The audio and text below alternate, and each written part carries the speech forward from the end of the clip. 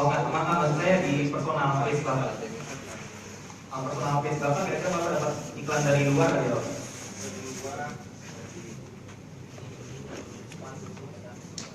Oh ya. Jadi biasanya dia bisa tahu interest kita, dan biasanya dia memunculkan ads di tempat kita ini disesuaikan dengan profil kita. Jadi kalau misalnya Bapak dan Ibu adalah seorang wanita muda misalnya, berumur antara 20 sampai 27 tahun. Nah, mungkin iklan yang muncul seperti ini misalnya. Ada iklan fashion, ada iklan kosmetik. Mungkin yang muncul seperti ini. Jadi ini personalized advertising ya.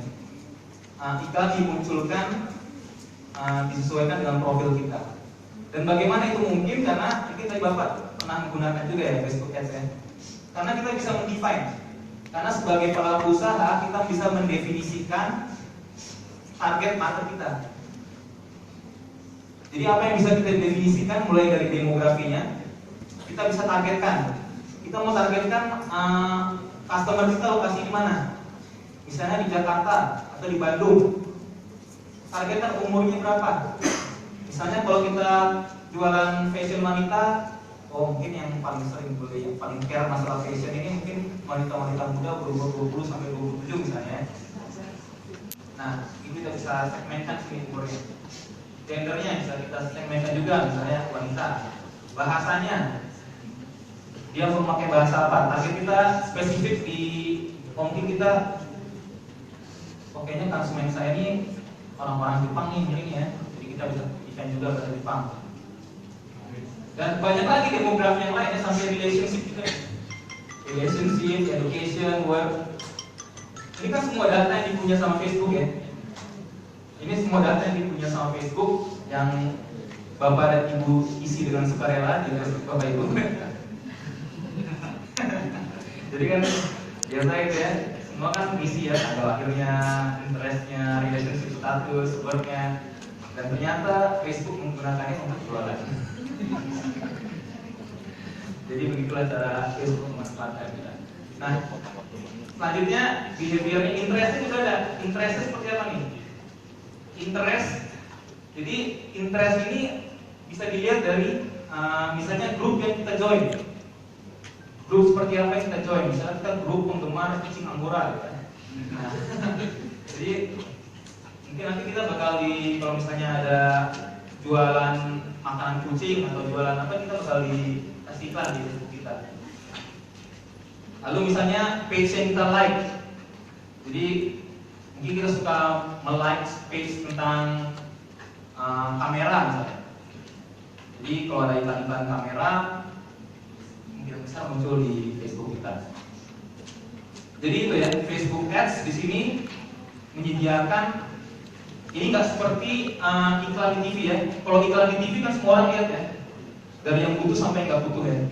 Tapi kalau di Facebook Ads dia bisa dipersonalize, artinya iklannya bisa disampaikan ke orang yang kira-kira membutuhkan, disesuaikan dengan profil kita yang diketahui sama Facebook. Nah, tadi saya sudah bicara tentang website, sudah bicara tentang Facebook Ads. Sekarang kita melangkah selanjutnya, search engine marketing. Kalau kita tidak menggunakan search engine marketing, mungkin kita eksis, mungkin kita punya online presence, kita punya toko online, kita punya website, tapi kita nggak visible, kita invisible. Tidak ada yang akan mengunjungi toko kita gitu. Ibaratnya kalau kita bikin toko di gang, kita nggak publikasikan gitu ya, nggak ada yang bakal datang. Jadi ini gunanya search engine adalah memaksimalkan bagaimana ketika orang search, orang akan menemukan toko kita atau usaha yang kita tawarkan. Nah, ada dua cara di sini. Ada search engine optimization, ini yang versi gratisnya. Ini versi gratisnya. Dan terakhir paid placement atau pay per click. Ini kita bisa menggunakan misalnya Google AdWords. Nah, ini kan saya bahas dulu dari awal search engine optimization. Jadi kalau Bapak dan Ibu, jadi bagaimana sih menurut Bapak dan Ibu, bagaimana sih caranya supaya kalau punya usaha, misalnya Ibu Bapak Ibu punya kursus bahasa Inggris ya, bisa muncul di atas, kira-kira apa faktor yang menyebabkannya? Ada yang bisa beropini kan? Ya. Dari blog dengan kalimat itu produk kita, jadi kalau juga semakin banyak, semakin ada kalimat produk kita, semakin banyak juga itu membawakan. Oke. Berarti citasi Pak ya maksudnya? Banyak yang nge-cite ya, banyak men-citasi ya. Nah ini tentang citasi. Selain itu juga dari relevansi keyword kita. Misalnya kita bikin kursus bahasa Inggris, ya semakin mendekati keyword kita, keyword yang sesuai, tentunya orang akan semakin mudah menemukannya. Jadi pertama tentunya kita harus membuat keyword yang relevan. Misalnya kalau kursus bahasa Inggris, ya kita bisa bikin keywordnya, keyword yang kita masukkan ke website kita ya kursus bahasa Inggris, English course, ya semua bahasa yang keyword yang relevan. Selanjutnya tentunya tadi yang seperti Bapak bilang masalah citasi. Jadi semakin banyak website kita di-mention di web lain, di blog lain, semakin besar juga kemungkinan toko kita muncul di atas. Dan selain itu, bukan hanya jumlahnya saja, tapi seberapa berotoritas orang yang mensitasi. Kalau situs yang men-mention website kita adalah situs yang besar, semakin besar kemungkinan situs kita naik ke atas. Jadi misalnya situs yang besar mungkin ya situs media massa Indonesia besar, misalnya sering mention nama kompas.com misalnya gitu ya, atau detik.com. Nah itu semakin besar kemungkinan hasil searching kita muncul di atas. Ini bayang ya tadi saya cerita tentang searching muncul di atas ya. Ini contohnya seperti ini ya. Bagaimana kalau kita misalnya mencari kursus bahasa Inggris online, ini bisa muncul di paling atas maksudnya. Dan kedua, kita bicara masalah paid placement, ini pay per click. Ini artinya kita membayar keyword. Misalnya dengan menggunakan Google AdWords ya, kita membayar. Misalnya kita membayar ke Google, kalau kita kursus Inggris online, ini akan keluar paling atas nih, keluar berapa nih. Jadi kalau Bapak Ibu lihat ya, ini yang mana yang menggunakan yang free, mana yang menggunakan berbayar, lihat ya, bisa ada tulisan AD ya. Ini artinya dia pakai pay per click. Ini artinya dibayar. Jadi bayar dia muncul di atas. Nah, jadi misalnya untuk kasus yang ini dia membayar kursus bahasa Inggris online. Keywordnya kursus bahasa Inggris online. Yang muncul 3 teratas ini. Dan kira-kira untuk keyword ini kursus bahasa Inggris online kan ada 3 nih. Bagaimana menentukan siapa yang paling atas? Auction ya betul, lelang ya. Jadi siapa yang bayar paling mahal untuk keyword ini dia akan muncul paling atas. Jadi ya kita tadi mau berpuasa.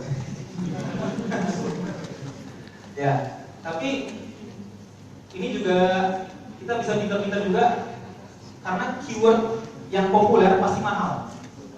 Keyword yang populer itu pasti mahal. Jadi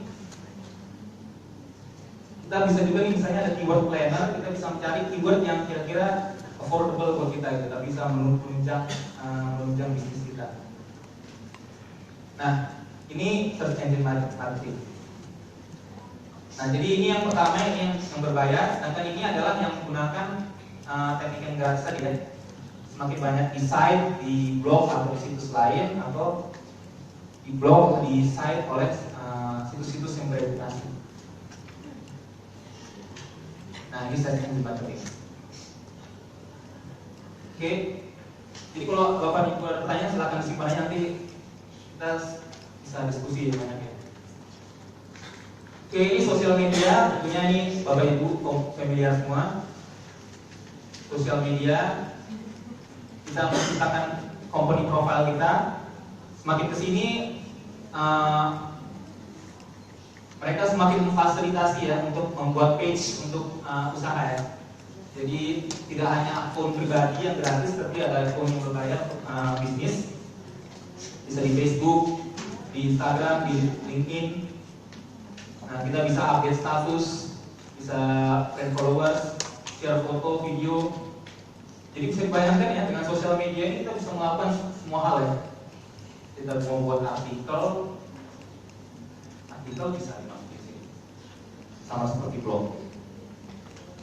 Video juga bisa di sini. Sama kayak TV bisa nonton. Jadi ini semua multi talenta ya guys, kira-kira sebenarnya sosial media ini. Nah, di sosial media ini apa yang kita lakukan? Kita membuat koneksi, kita membuat list, misalnya kita punya follower list, kita membangun ini, mereka menyebarkan dari mulut ke mulut. Jadi tadi seperti saya bilang tadi contohnya Gojek tadi ya, mereka ngomong dari mulut ke mulut, jadi di antara customer kita pun udah saling mempromosikan. Atau mereka misalnya share artikel kita buat artikel, mereka rasa berguna, mereka share. Lalu membuat trust. Nah ini juga termasuk tadi yang saya ungkapkan mengenai membuat komunitas ya. Nah jadi sosial media ini fungsinya, dan bagaimana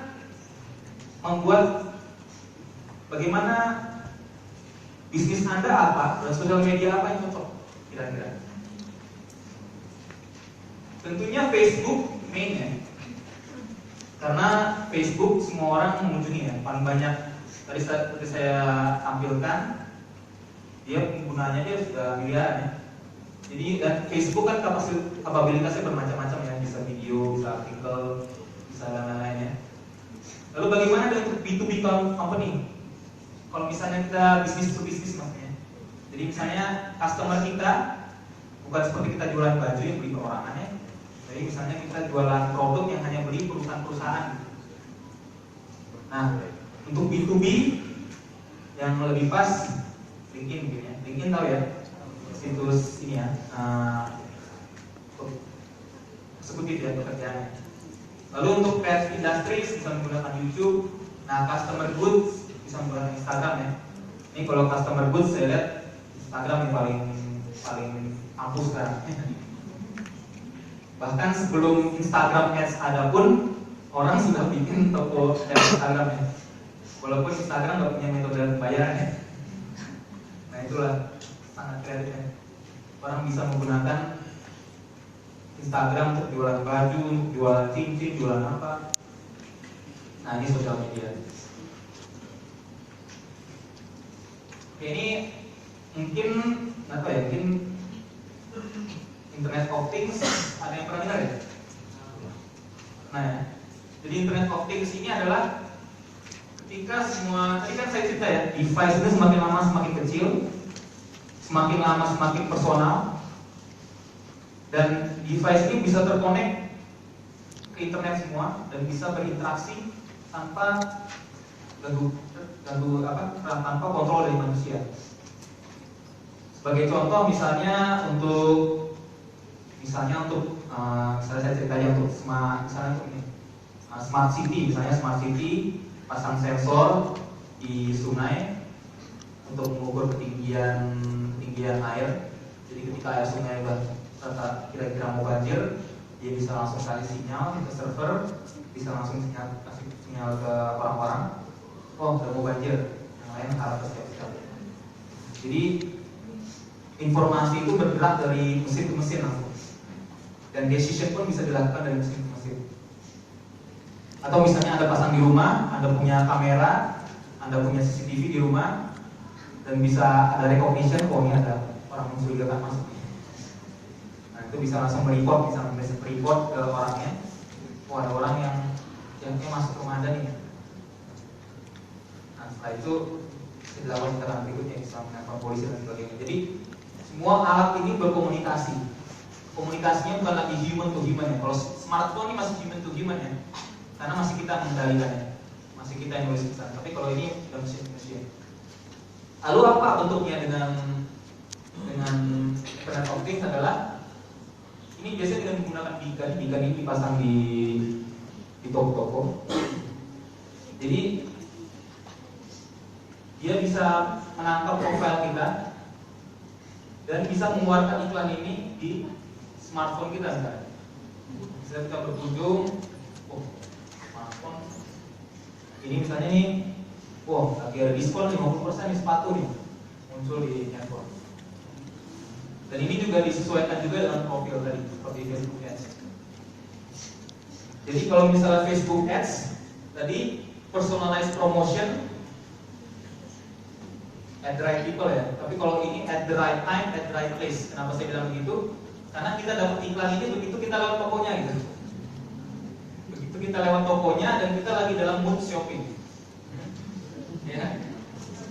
Jadi bisa bayang ya, kalau misalnya perempuan nih lagi ini, waduh, ada diskon 50% sale kan. Moodnya lagi mood shopping, lagi di mall gitu kan. Lagi habis dari ATM lagi kan. Nah, udah pasti beli kan ya. Jadi lah kenapa saya bilang personal promotion at right time and at the right place. Nah, ini mungkin masih belum banyak digunakan, tapi mungkin kedepannya seperti ini. Nah, lalu kita bicara mengenai Google Analytics. Jadi dari semua cara yang kita gunakan tadi, dari misalnya website, dari searching machine, dari search engine, dari sosial media, mana sih sebenarnya yang paling efektif? Nah, di Google Analytics ini satu alat layanan. Jadi saya bilang ya, kelebihan digital marketing ini adalah measurable, bisa diukur. Jadi bisa diukur mana yang paling banyak dikunjungi orang. Ini misalnya ada berapa kategori, ada organic search, ada social, ada direct, ada referral, ada email, ada paid search. Lalu bisa dilihat di sini misalnya paling banyak ini organic search. Organic search ini maksudnya di sini adalah kalau kita menggunakan teknik search engine tadi ya, search engine optimization ya. Kita pasang keyword yang relevan atau kita banyak visitasi orang. Jadi misalnya ini kasus toko ini aja. Kasus usaha ini ternyata yang paling banyak impact buat dia ini organic search. Ini artinya dia bisa menyimpulkan, berarti mungkin penerapan strategi SEO saya udah benar. Nah, ini bisa analisa dari sini. Lalu sosial adalah ketika dia merefer lewat sosial media. Direct, nah direct ini kira-kira apa nih? Direct ini adalah ketika orang langsung mengunjungi website kita tanpa perantara apa-apa. Ini artinya direct ini kita sudah punya brand yang kuat. Jadi traffic yang direct ini adalah ketika orang langsung klik URL kita di web browsernya, atau bahkan dia sudah bookmark ya, sudah bikin favorit di web browser dia. Jadi dia menghubungi website kita tanpa perantara. Kalau kita sudah sampai pada tahap direct ini artinya kita sudah punya brand yang kuat. Referral ini artinya di refer ya, dia ditunjukkan. Misalnya referral ini traffic artinya yang mengunjungi website kita datang karena direkomendasikan oleh blog tertentu misalnya, direkomendasikan oleh web lain. Ini yang masuk referral. Email ini artinya kalau traffic kita ini banyak kan diakses dari orang yang menerima email blast mungkin ya, email blast, terus ada link di emailnya, mereka klik lewat email. Dan terakhir paid search ini dengan menggunakan tadi yang pay per click ya.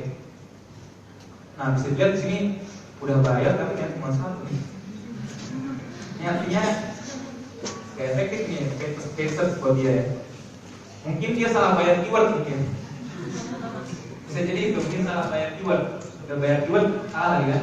Nah, jadi apa yang bisa kita simpulkan di sini adalah kita bisa menganalisa mana yang sudah media mana sebenarnya yang paling efisien buat kita, paling efisien, paling efektif. Dan kalau memang tidak efektif ya bisa kita pertimbangkan untuk tidak kita lakukan lagi. Kalau misalnya di sini paid search ternyata salah, mungkin kita salah bayar keyword nih, mungkin keyword yang kita bayar sama sekali nggak efek gitu. Mungkin kita bisa ganti, saya mau bayar keyword ini gitu. Atau mungkin kita tidak usah menggunakan paid search sama sekali karena organic search kita sudah tinggi. Nah selanjutnya ini bahkan di dalamnya lagi bisa di breakdown lagi ya. Tadi sosial Sosial bisa di breakdown lagi. Dari mana orang paling banyak mengunjungi? Kalau di sini paling banyak dari Twitter. Ternyata dari tadi, yang tadi kan sosial ada berapa persen ya pengunjung dari sosial? Dari sosial pun bisa di breakdown lagi. Berapa banyak yang mengunjungi dari Twitter, berapa banyak yang mengunjungi setelah lihat dari Facebook, berapa banyak yang mengunjungi setelah lihat dari LinkedIn. Nah, kita bisa tahu mana sih sosial media ternyata paling efektif buat kita. Atau mungkin strategi iklan yang kita terapkan di sosial media ini sudah tepat. Nah, jadi itu ya. Dengan menggunakan Google Analytics kita bisa mengukur berapa efektif sih strategi digital marketing yang sudah kita buat. Lalu terakhir summary. Jadi bagaimana menerapkan metode digital marketing yang tepat? Tentunya kita harus tahu siapa tujuan marketing kita, objektif kita apa, target market kita siapa. Karena sekarang sudah zamannya personalized advertising. Sudah zamannya iklan ditujukan ke orang yang membutuhkan. Jadi kita harus benar-benar tahu siapa sih orang yang membutuhkan. Kita harus bisa mendefinisikan dengan detail sampai ke umurnya, sampai ke lokasi tempat tinggalnya, sampai ke gendernya. Kalau misalnya kita gagal, penggunaan digital marketing ini tidak akan efektif buat kita. Nah, itu bisa jadi semua ya. Dan bagaimana kita measure the result. Nah, measure the result juga penting. Measure the result bisa menggunakan Google Analytics, bisa menggunakan, bisa kita lihat misalnya follower page kita di Facebook berapa, jumlah likes yang kita terima berapa, bisa di page Instagram kita buat berapa yang like.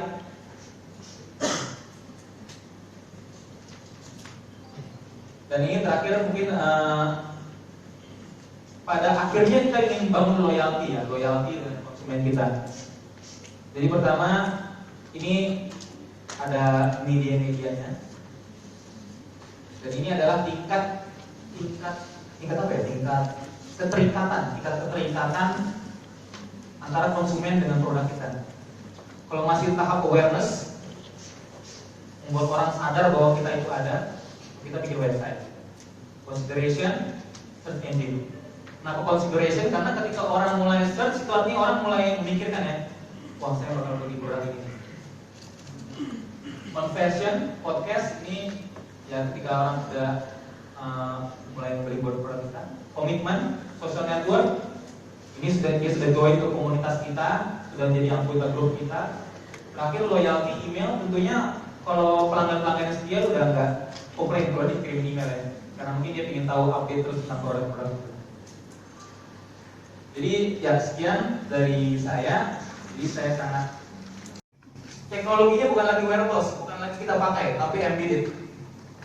Misalnya embedded, chipnya dipasang di otak kita gitu ya, chipnya dipasang ke badan kita. Misalnya kalau sekarang kita nulis, kita masih ketik ya, ke depannya kita tinggal mikir apa yang kita tulis dan itu sudah tertulis. Jadi semakin lama teknologi itu semakin merasuki, semakin personal, semakin masuk ke persoalan. Dan apa yang mau saya bilang dari sini adalah bahwa digital teknologi ini akan semakin menjadi bagian dari kehidupan Bapak dan Ibu sekalian, dan menjadi bagian dari kehidupan calon konsumen kita, calon konsumen Bapak dan Ibu kan. Jadi mereka akan semakin menggunakan peralatan digital. Ya sebagai contohnya ya, kalau kita lihat orang-orang pada umumnya, sekarang pose yang paling sering dilakukan apa? Gini ya, ya kan? Itu artinya setiap waktunya digunakan untuk mengakses smartphone. Yang dia lihat selalu sosial media ataupun website ataupun situs berita. Jadi kenapa kita melakukan digital marketing? Salah satunya karena konsumen kita akan semakin sering mengakses peralatan digital, peralatan device-nya. Jadi market kita akan, inilah media yang paling sering mereka kunjungi. Jadi apa itu digital marketing? Ini tujuannya membangun online presence. Jadi kalau misalnya konvensional, Bagaimana memberitahu orang kalau kita ada? Bapak-bapak ibu yang punya bisnis, kalau bagaimana memberitahukan keberadaan bapak ibu kalau toko ibu ada? Hah? Google? Bisnis. Ini sebenarnya lebih konvensional lagi, Pak ya. Buat toko. Ya, plakat, brosur. Nah, tapi maksud saya online kalau misalnya presence di kehidupan nyata itu toko. Jadi presence di dunia nyata ya, dunia bangunan toko. Nah, kalau digital marketing kita akan membangun online presence, bahwa kita punya toko juga di dunia maya. Bisa berupa website, bisa berupa online shop, bisa kita berjualan di marketplace. Nah, itu online presence kita. Lalu kedua adalah meningkatkan visibility kita secara online. Artinya apa? Percuma juga kan kita punya toko tapi nggak ada yang mengunjungi ya. Terus gimana caranya untuk mengunjungi? Kita harus membuat toko kita itu bisa ketahuan sama semua orang ya. Kalau cara konvensional tadi yang Bapak bilang ada plakat ya, plakat brosur gitu ya, spanduk gitu ya. Itu meningkatkan visibilitas di konvensional. Nah, digital marketing ini nanti meningkatkan visibilitas seperti apa? Misalnya nanti saya akan bicara mengenai bagaimana cara menggunakan search engine optimization misalnya. Bagaimana ketika orang search itu nemunya toko kita gitu. Nah, selanjutnya setelah kita visible, setelah orang mulai mengunjungi toko kita membangun relationship dengan customer. Kita bangun relationship dengan customer, kita buat komunitas. Misalnya kita buat ada grup FB, ada banyak pengikutnya. Lalu dari grup FB itu mereka sering komen-komen, dan bahkan yang lebih dahsyatnya lagi nanti mereka bisa ikut memasarkan ya. Masih ingat ada fenomena awal-awal Gojek mulai didirikan ya? Banyak orang yang foto selfie pakai helm Gojek ya. Itu kan salah satu marketing sebenarnya. Jadi tanpa kita sadari mereka sudah mempengaruhi orang-orang untuk memarketingkan barang mereka gitu. Itu tuh kehebatannya. Ketika kita bisa membangun relationship dengan customer, ketika kita bisa membangun komunitas online. Dan mungkin yang komunitas online, contohnya lagi misalnya, ya kalau kenal Raditya Dika, tahu ya Raditya Dika ya? Raditya Dika, dia di penulis buku, stand-up komedian, sekarang sutradara film. Nah, bagaimana dia membangun pasar untuk film-film yang dia bangun? Itu kan dibangun dari ini ya, channel YouTube dia, dari blog sekitar dia, dari pengunjung blog dia, dari pengunjung channel YouTube dia. Makanya dia kalau bikin film tuh rata-rata pemirsanya selalu 1 juta lebih ya. Nah, itulah cara dia untuk menggunakan digital marketing untuk memasarkan produk dia. Mungkin akhir-akhir ini produk dia di buku ataupun film ya. Nah, inilah kegunaan digital marketing. Nah, lalu kenapa digital marketing? Kenapa kita menggunakan digital marketing adalah karena efektif, affordable, dan measurable. Kenapa? Nah, kita bicara kenapa efektif. Oke, efektif. Ini tadi sudah saya bahas bahwa semakin lama teknologi itu dibuat semakin personal. Dari tadinya laptop mulai masuk ke smartphone semakin kecil, lalu jadi wearables, bahkan selanjutnya bisa embedded di tubuh kita. Jadi orang akan semakin banyak menghabiskan waktu secara online. Jadi disinilah kebanyakan market kita berada. Jadi bisa dilihat ya, dari ini adalah data tahun Januari 2016, data penggunaan ya, data penggunaan ini total populasi dunia ya, 7,3 miliar, internet usernya 3 miliar, sosial media user 2 miliar, aktif mobile social user 1,2 miliar. Jadi bisa dilihat ya, pengguna internet itu sudah hampir sebagian dari populasi dunia. Dan kalau kita melakukan digital kan artinya kita nggak perlu mengunjungi satu persatu ya. Jadi teknologi internet juga membantu kita nanti untuk melakukan marketing. Selain itu bisa lihat juga nih, tren pengguna Facebook. Facebook adalah satu media sosial media. Saya yakin Bapak Ibu juga familiar. Pengguna sosial media dari tahun 2004 dari semakin banyak. Saya rasa ini sudah sampai ke ini apa ya? Ya saya rasa sudah sampai 1,2 miliar pengguna Facebook. Jadi nanti Facebook kita akan berbicara juga, nanti saya bicara mengenai Facebook Ads. Jadi bisa dilihat juga nih, Facebook juga bisa dilihat ya, kenapa efektif, karena orang akan menghabiskan waktunya di sini, orang akan menghabiskan waktunya online, orang akan menghabiskan waktunya di Facebook misalnya. Kedua, murah. Tentunya ini lebih murah karena banyak strategi digital marketing yang bisa dilakukan secara free ya. Membuat website juga banyak yang bisa free, walaupun kita sudah program dan sebagainya. Tapi secara umum dia masih akan lebih murah daripada cara marketing konvensional. Misalnya buat iklan di TV, mahal.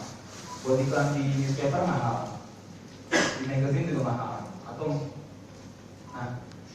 Kalau digital kita bisa menggunakan sosial media, kita bisa menggunakan media-media yang lain, bisa searching, bisa menggunakan search engine optimization. Secara umum cost yang digunakan adalah lebih murah.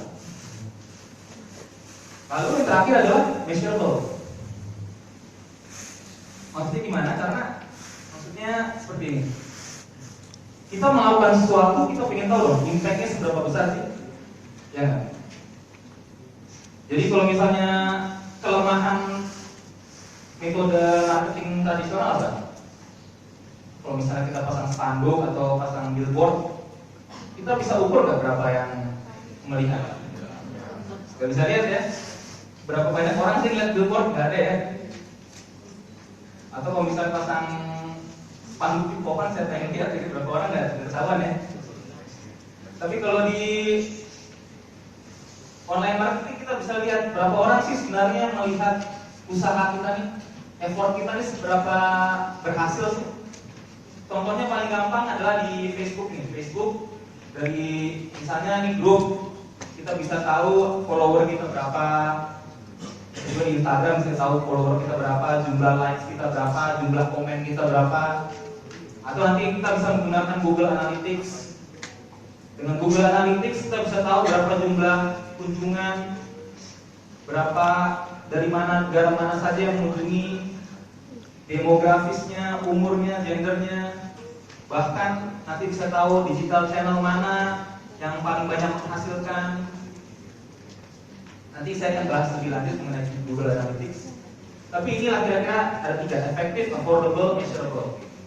Ini kenapa kita menggunakan digital marketing. Dan bisa dilihat juga ini impact dari digital marketing. Ya, ini data dari ini dia dengan ada internet advertising. Jadi ini ada berbagai metode advertising. Ini dalam skala waktu ya. Ini skala penjualannya. Bisa dilihat. Contohnya ini radio stagnan ya.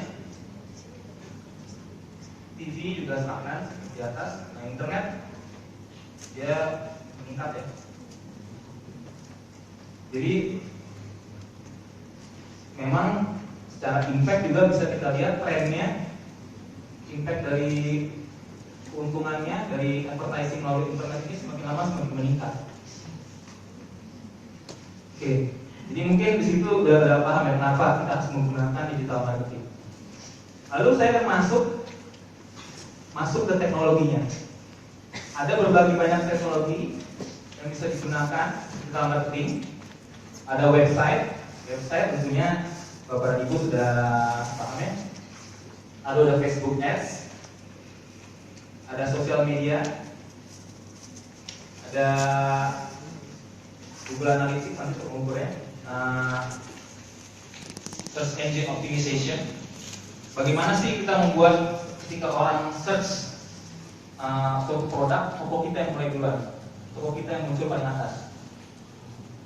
Dan lalu juga nih Internet of Things, ini kita bicara masa depan, bagaimana sih penyelenggaraan digital marketing di depannya. Tapi yang paling penting nanti dari semua channel ini, saya sebut channel ya. Jadi ada banyak digital marketing channel. Kalau saya sebut digital marketing channel, maksudnya banyak metode-metodenya seperti Facebook Ads, website, social media. Nanti kita bisa analisis mana sih yang paling menghasilkan buat kita. Website, seperti saya bilang tadi, ini adalah kehadiran kita di dunia online presence kita. Orang tahu kita ada. Dan ini juga memberikan kita kredibilitas. Karena zaman sekarang orang tahu sebuah penyedia jasa, penyedia barang itu kredibel atau enggak, pasti cek langsung di Google ya. Pada website ada. Kalau ada website kan, website-nya bagus nih, kayaknya kredibel nih orangnya, penjualnya. Ini sebagai salah satu juga bukti kredibilitas kita. Selain itu juga memampukan kita untuk mencapai global market. Nah, global market di mana kita mencapainya? Tentunya dengan penggunaan bahasa ya. Jadi kalau misalnya website kita disediakan dengan berbagai macam bahasa, tidak hanya bahasa Indonesia dan bahasa Inggris, semakin banyak orang yang bisa melihat website kita. Maksudnya kita bisa mereach global market. Bahkan mungkin kalau kita menilai produk kita mungkin ini laku buat orang-orang di Cina, kalau kita bikin juga website kita dalam bahasa Cina, nah itu juga bisa kita mencapai market yang di Cina. Nah selanjutnya website ini juga kita bisa menyediakan online support. Jadi ketika online support bisa berupa email, jadi bisa juga berupa live chat ya. Jadi ketika orang ada butuh pertanyaan, butuh berdiskusi dengan Anda mengenai produk Anda, kita menyediakan online support. Jadi ini benar-benar dalam kehidupan nyata seperti toko kita di dunia maya. Dan bagaimana sih kita menggunakan website ini? Kita menggunakan website ini sebenarnya sebagai penghubung.